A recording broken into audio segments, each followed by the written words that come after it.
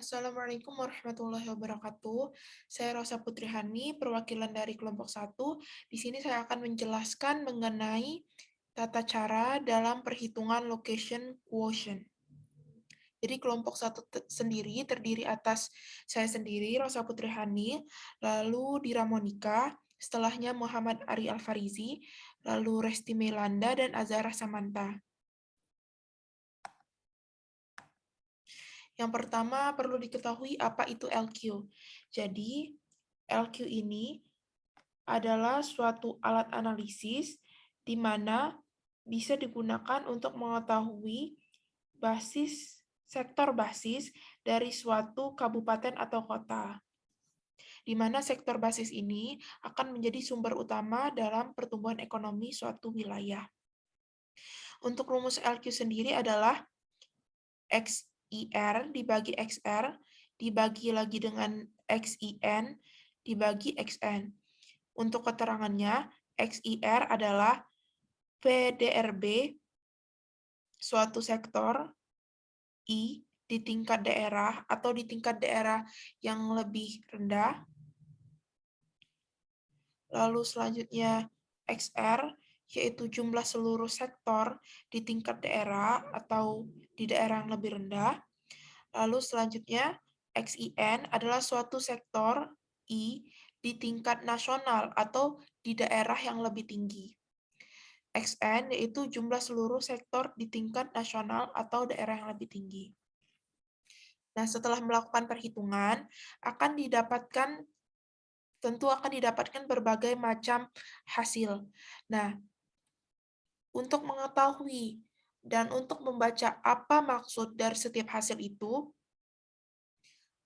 maka ada 3 kemungkinan, yaitu jika nilai LQ yang kita cari, yang kita dapatkan yaitu lebih dari 1, maka komoditas itu atau sektor itu merupakan sektor basis dari daerah tersebut.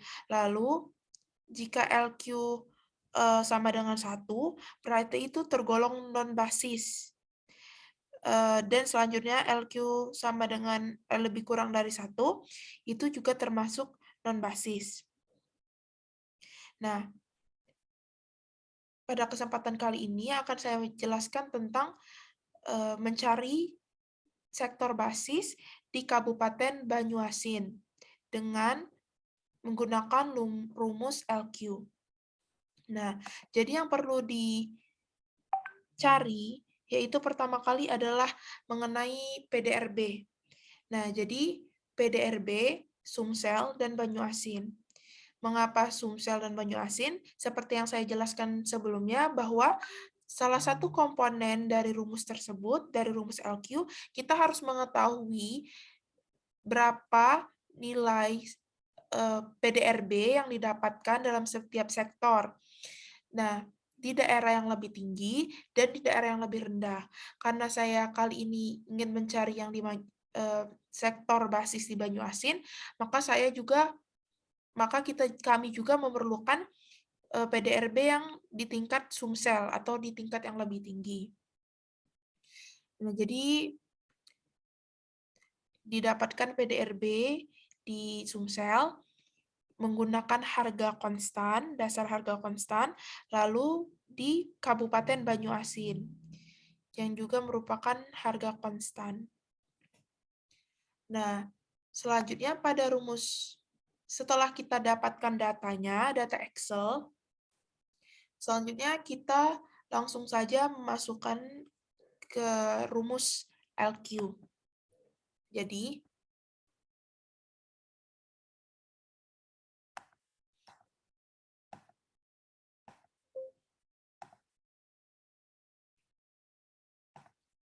seperti yang saya jelaskan sebelumnya di perumusan bahwa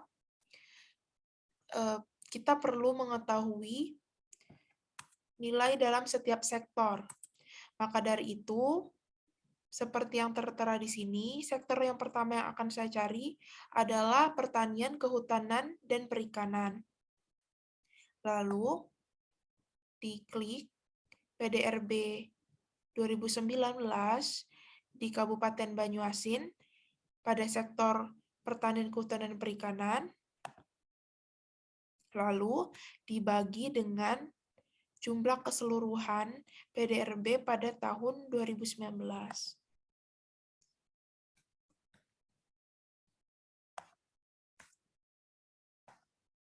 Dibagi dengan tingkatan daerah yang lebih tinggi, yaitu di sini adalah Sumatera Selatan.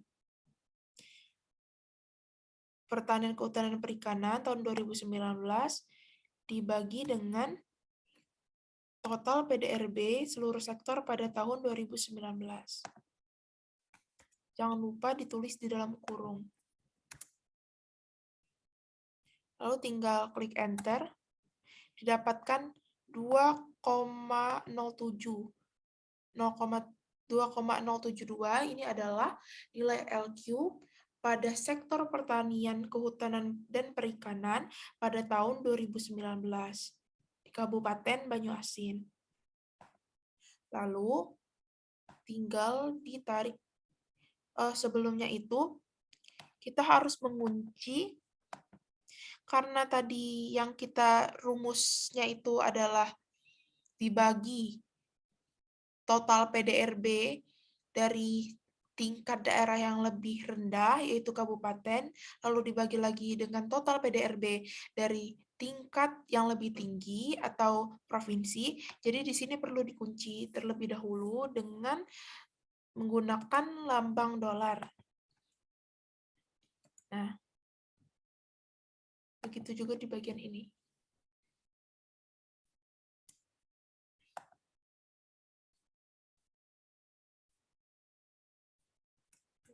Langsung saja enter. Setelah itu, ketika sudah dikunci, kita harus pastikan bahwa ini sudah dikunci. Tinggal ditarik ke bawah. Nah, hasilnya tidak berubah karena sebelumnya sudah saya input sendiri rumusnya. Kemudian dilanjutkan pada 2019. Ini langsung saja ditarik ke kanan. Didapatkanlah hasil ini. Nah, namun perlu dicek lagi bahwa B ini adalah untuk data 2019 dan O ini adalah untuk data 2019. Jadi total PDRB tahun 2019 di Sumsel. Maka dari itu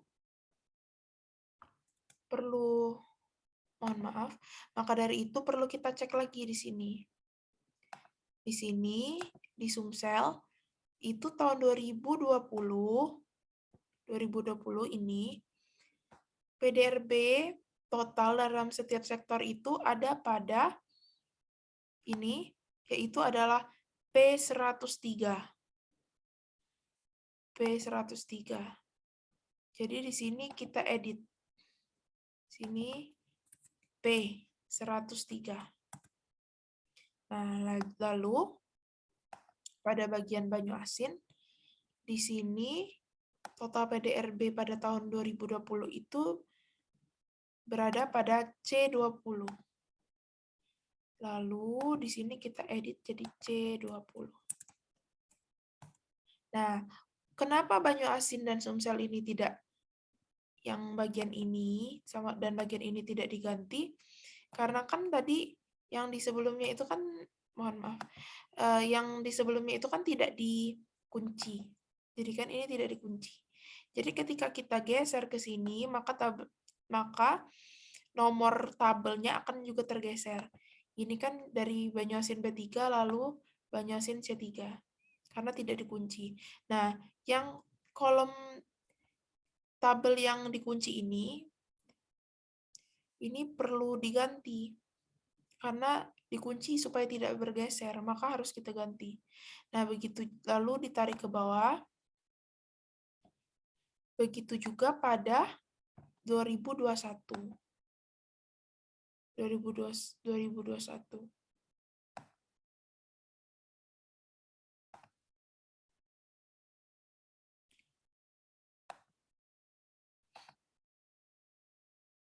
Pada 2021.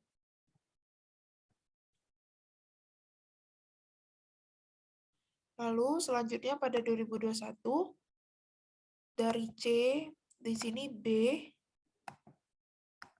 di sini kan Banyuasin B20, O103 bergeser jadi C, berarti ini hanya berupa urutan, jadi di sini kita ganti jadi D. Lalu selanjutnya, ini tadi 2020P, berarti ini Q. Ini ditarik ke bawah.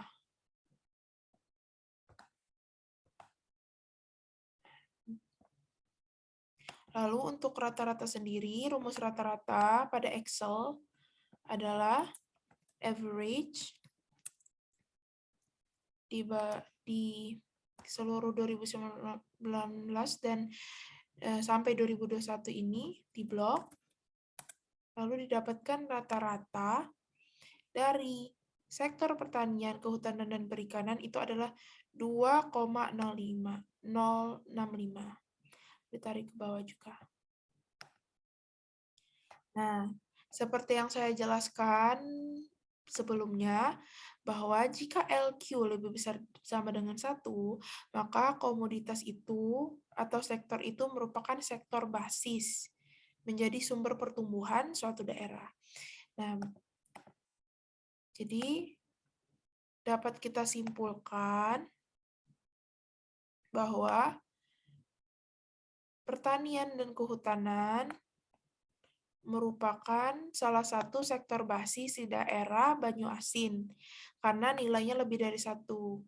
Lalu industri pengolahan karena nilainya adalah 1,255, maka ini juga termasuk sektor basis. Konstruksi juga 1,213. Lalu juga dilanjutkan dengan perdagangan besar dan eceran. Ini juga total rata-ratanya ada 1,026. Dan selanjutnya ada di jasa pendidikan, yaitu 1,032. Nah, sedangkan yang lainnya karena hasilnya tidak lebih besar dari 1, maka sektor lainnya itu bukan merupakan sektor basis dari daerah Banyuasin. Baiklah, mungkin sekian penjelasan dari saya. Semoga penjelasan ini bermanfaat. Terima kasih. Wassalamualaikum warahmatullahi wabarakatuh.